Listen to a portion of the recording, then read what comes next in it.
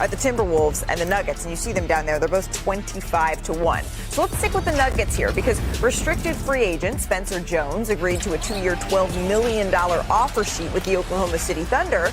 And then the Nuggets, they had the opportunity to match OKC's offer, and they did so. They retained their homegrown player, who they landed on an undrafted deal. Charania first reported all of this. Now, the financial impact for Denver here is significant, right? They move into that dreaded the second apron, right? They face a $68 million tax penalty, and that penalty will go up at least $112 million with the qualifying offer to Peyton Watson remains unsigned for now. Now, the Nuggets, they're the only team in the second apron. And team president Josh Kroenke, he spoke last summer about being in this situation. Here's what he had to say. Going into that second apron is not necessarily something that we're scared of. I think that there are rules around it that we needed to be very careful of with our injury history. The wrong person gets injured, and very quickly you're into a scenario where that I never want to have to contemplate, and that's trade number 15. And so, we're very conscious of that pushing forward, and, providing the resources that we can when the moment arrives. But that second apron, is it a hard cap? I'm not 100% sure, but it's something that teams are obviously very aware of going forward. Okay, so they're not in the situation of needing to trade number 15, Nikola Jokic, yet. Our front office insider, Bobby Marks, joins us. Bobby, it's like anytime we say the second apron on the show, it's just poof, you appear. Can you lay out what the Nuggets exactly are facing right now that they are in that second apron? Well, you laid it out. Certainly there's a financial element as you laid it out. They're at $68 million in luxury tax penalties. Remember, they've only spent $51 million as a franchise in their history, and that's since 2002 here. And that number would increase to 112 if Peyton Watson signed that qualifying offer. I think the most important thing as far as being in the second apron is that if they wanted to entertain a sign-and trade with Peyton Watson, they're not allowed to if the salary coming back leaves them over the second apron. Here's the other thing too, Malik. This is an organization that has zero tradable first. If they remain in the second apron this season, that 2034 first now becomes frozen. They would not be able to move that in a deal. So there's certainly some financial ramifications, certainly budget-wise. And then, of course, as you said, the second apron is dreaded. They're the only team in it right now. Oklahoma City got out about a couple weeks ago there.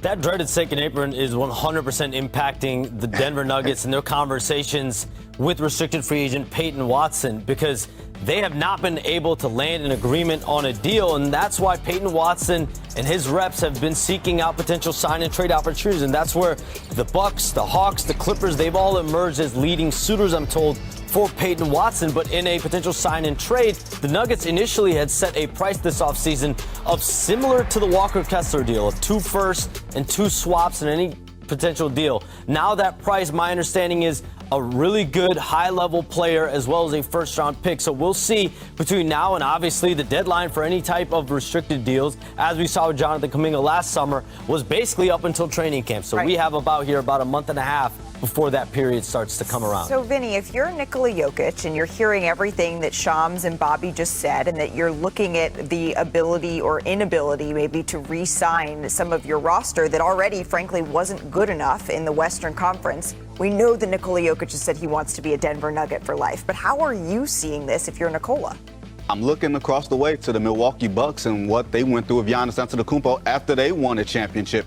And trying to keep that core together, they become more expensive. You become more expensive because the NBA salary structure says as you get older, you take on more of a percentage of the cap. Right. Nobody's taking less by and large as you get older, as you get towards the end of your career.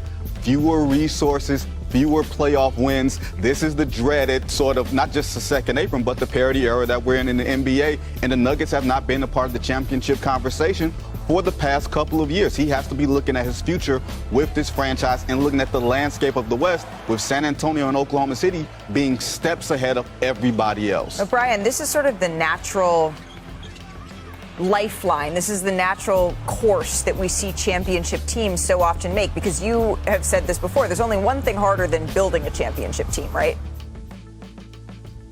Yeah, it's keeping the second hardest thing is to keep the championship window open. That's why we're seeing the Thunder trade off players That's why we saw the Celtics take their team down. That's why we saw the Bucks fail apart. And let me just say the 3 letters, KSE. If you know, you know. That is Kroenke Sports and Entertainment. The Kroenke family is one of the most successful sports families in the history of the planet. They have won championships with all of their teams. Just in the last 5 years, the Rams, Nuggets, Avalanche, and Arsenal have all won championships. And they do it by having incredible financial discipline. Stan Kroenke his father-in-law was Sam Walton of Walmart. He was taught financial discipline by his father-in-law. It is the guiding principle. You do not pay $70 million in tax under the Sam Walton way. And so the league is waiting to see what the Nuggets do with their expenses here, because paying this money is not who they are. It's not who Stan Kroenke, it's not who Josh Kroenke is. And so the question is, when they cut salary, is it going to leave a bruise like it has with the Thunder, or is it going to leave a gaping wound? And if I was Nikola Jokic, that's what I'd be very closely watching. Right, because Nikola Jokic right now, he has an extension that he could sign for 4 years, $278 million. But if he waits to sign next summer, he would be eligible for 5 years, $360 million. And Josh Kroenke and the entire Nuggets organization know that that's the ecosystem in which they are working with. Let's stick with Nikola Jokic and my favorite subject, horses, because Nikola Jokic's star horse won the most prestigious race in Serbia for the second straight year. Look at this. Jokic looks, thrilled again. Looks a little sped up there, Malika. He looks thrilled. And I know we do this every time, but he's said it before. It's really, really, really hard to win a horse race in Serbia. And it's hard to win an NBA championship, but the pure unbridled joy that he gets. Is this how you celebrate, Malika? Yeah. When your horse races? Every time I don't fall off, that is me with the celebration. Although after you pop the champagne, you shouldn't. How many years is the horse under contract? Don't get back behind the wheel again. The community here, Vince Goodwill. Who had the best camp experience, right?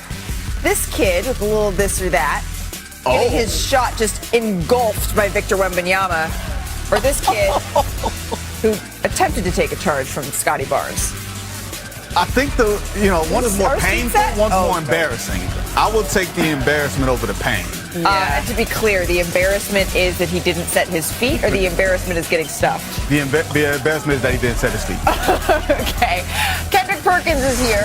Who had a better use of nature, getting in touch with Mother Nature? Davion Mitchell in the Swiss Alps, absolutely gorgeous. Or Steven Adams carrying an entire tree in New Zealand. Well, I'm always rolling with Big Steven Adams. By the way, I don't even know if he owns a pair of shoes in the summertime. He don't even wear shoes. Like we see him carrying this log, but he also goes hog hunting barefooted as well. Steven Adams is just different. That's a different type of toughness. Ramona, we're going to stay overseas. Okay. Who had the better experience? Jimmy Butler getting buckets in wine country, it looks like, in France, or AJ DeBonsa in China? Oh, definitely Jimmy. Jimmy does things right. When he travels, he got the court set up there. Like, DeBonsa just got drafted. He's on a little tourist leg. But Jimmy, probably is staying at that castle. Well, he's staying at the castle, and also it's good to see him getting some shots after his injury. But the Great Wall of China is definitely on my bucket list. All right, just because summer, though, is in full swing, it doesn't mean there's not still business.